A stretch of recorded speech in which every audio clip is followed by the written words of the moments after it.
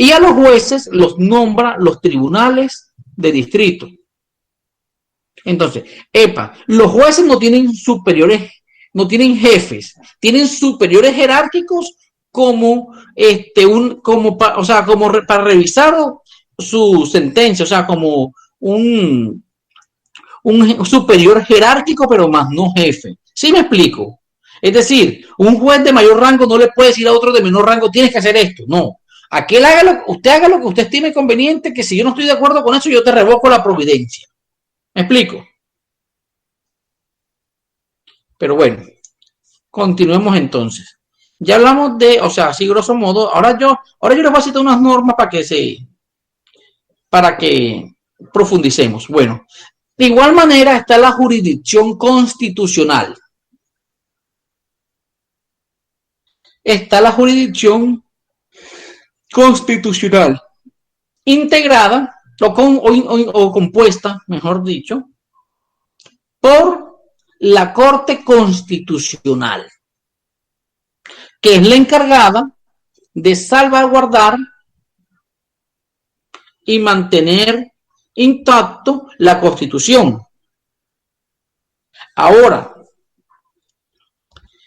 todos los jueces de igual manera ejercen función constitucional cuando actúan en instancias por jueces como jueces de tutela. Cuando un juez está resolviendo una tutela, se entiende que en ese momento él se despoja de esa investidura de juez ordinario y actúa como juez constitucional. ¿Oyeron?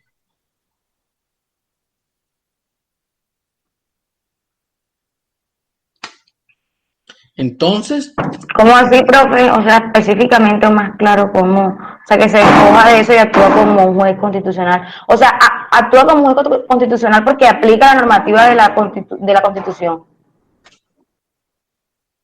Ven, te explico, Stephanie. O sea,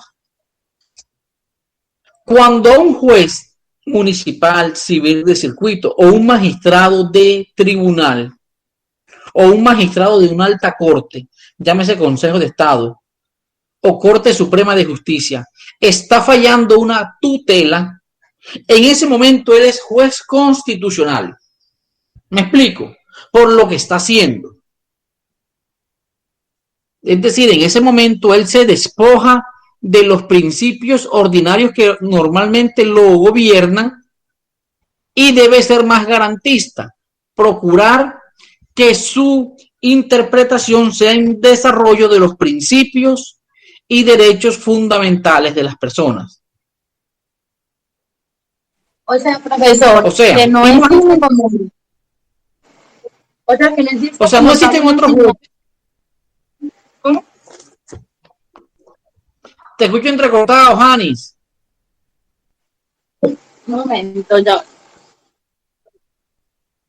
Ya. ¿Sí se escucha mejor?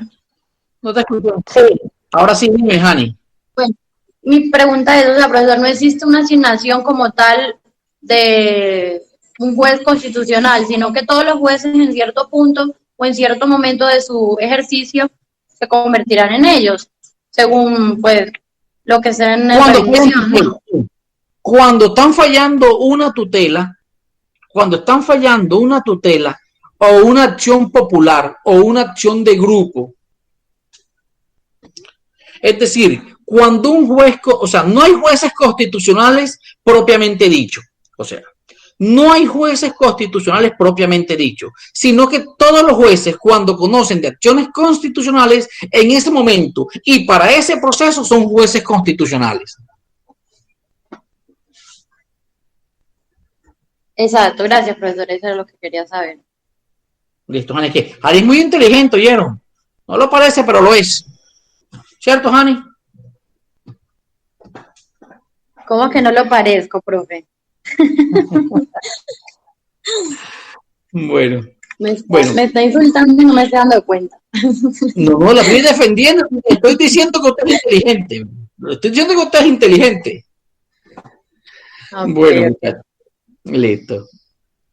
Entonces, muchachos, miren que ahí encontramos las tres principales, ojo, no únicas, y ya voy a seguir para mostrar para hablar de las otras. Miren que ahí ya encontramos las tres grandes jurisdicciones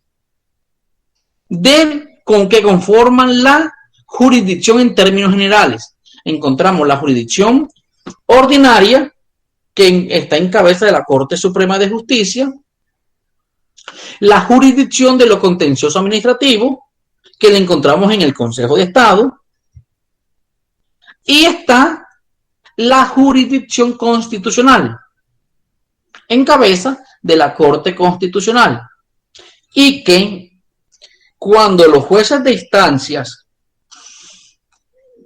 conocen de las acciones constitucionales, en ese momento se convierten en juez constitucional. Hasta ahí vamos claro, ¿cierto? Profe, disculpe, yo le tengo una pregunta. Mire, ¿cuántas instancias tiene un proceso judicial? Yo siempre he tenido esa duda. Dos. Un proceso judicial nada más tiene 2 instancias. Oye, ahora me dirán, alguno va a decir, profe, pero entonces el proceso es que se van. Primera instancia, un juzgado de circuito. Segunda instancia, el tribunal. Y entonces ese proceso, ¿por qué se va a la corte? Resulta y pasa que él va a la corte no por instancia, sino por legalidad. Porque en casación no se revisa la actuación, lo que se revisa es la legalidad. Por eso, cuando la corte se pronuncia, se dice que casa o no casa. ¿Qué significa la palabra casar, Juan Pablo? Jurídicamente hablando. Que une, profe. Jurídicamente hablando. Dígame, o sea, que une todos los conceptos. Que une todos los conceptos. Por eso, mire, cuando usted nos habla a nosotros que pasa a la Corte Constitucional, ¿no es? ¿A dónde me está hablando que pasa? Cuando se dice que una sentencia en Corte Suprema de Justicia, que una sentencia se casa, ¿qué significa que se casa? Profe, que se unen todos los postulados para formar unos. Bueno, eso no es. Bueno, eso no es la nulidad. No es la nulidad. Profesor. Sí. Sí, Adriana, no te veo. La casación es un recurso, es el último recurso que existe y se interpone ante el inmediato superior jerárquico que resolvió el recurso de apelación. Tengo esto por aquí.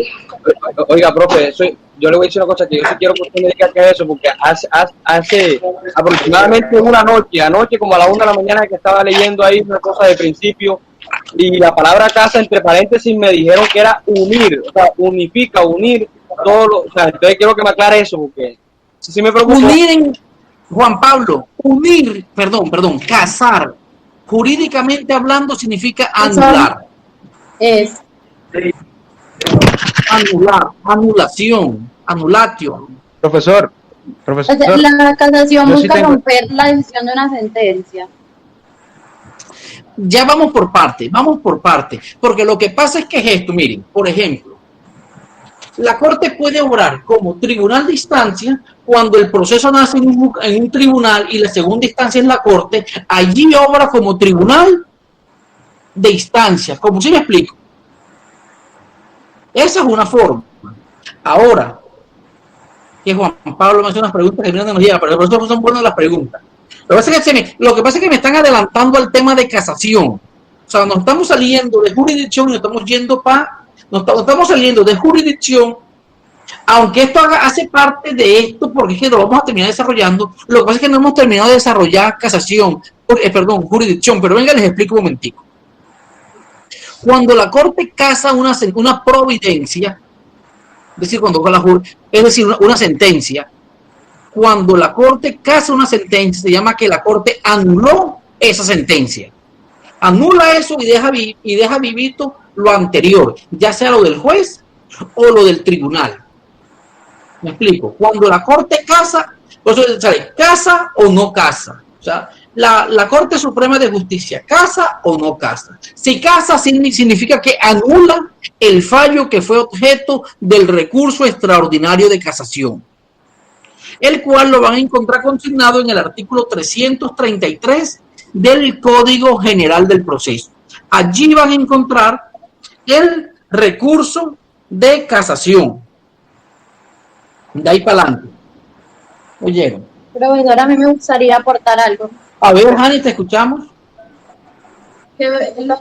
Con respecto a la pregunta que hizo el compañero, de que si existen, que a veces uno piensa que existen 3 instancias, pero no es que existan 3 instancias, sino de que la tercera ya sería más como un recurso, pienso yo, porque no solamente el de casación, también por ejemplo el recurso de súplica, que también se presenta ante el tribunal o la corte. No, y también, o no, estoy equivocada. Jani, mira, una cosa son los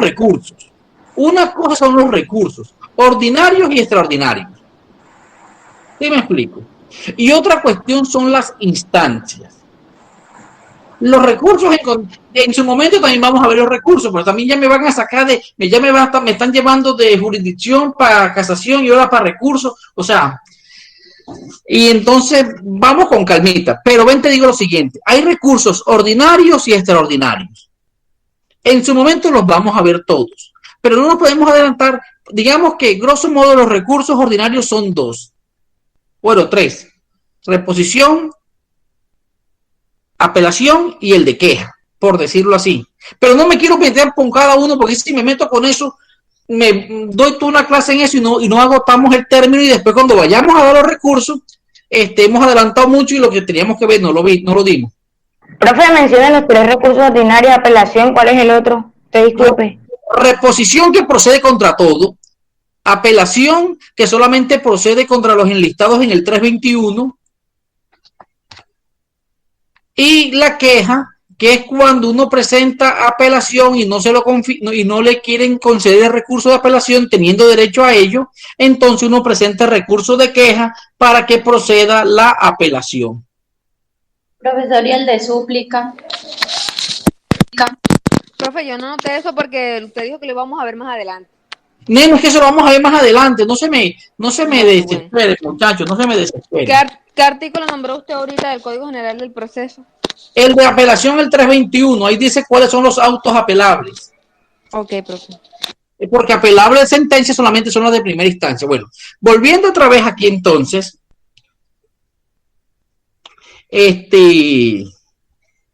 vamos en que, bueno, la jurisdicción es esa potestad que tiene el Estado para administrar justicia dentro de su territorio. Encontramos 3, la ordinaria, la contenciosa administrativa y la constitucional. Sin embargo, encontramos otro tipo de jurisdicciones. Por ejemplo, la penal militar. Encontramos allí la justicia penal militar, que esa se encarga única y exclusivamente de juzgar a los militares o miembros de las fuerzas militares o de las fuerzas del Estado que hayan cometido delitos en razón de su cargo. ¿Oyeron? Cuando un militar comete un delito por razón o en desempeño de su cargo, siempre y cuando no esté involucrado delitos de lesa humanidad como tortura, desaparición forzada y cualquier otro que sea denominado delito de lesa humanidad, porque cuando comete delitos de lesa humanidad, el competente ya no es la jurisdicción de la jurisdicción penal militar. En ese caso, ya sería la jurisdicción ordinaria. ¿Oyeron? Y su investigador o su investigador sería la fiscalía, y el juez sería pues el juez que correspondería según el delito que haya cometido. ¿Oyeron? O sea, profe, que pasan de ser juzgados por la jurisdicción militar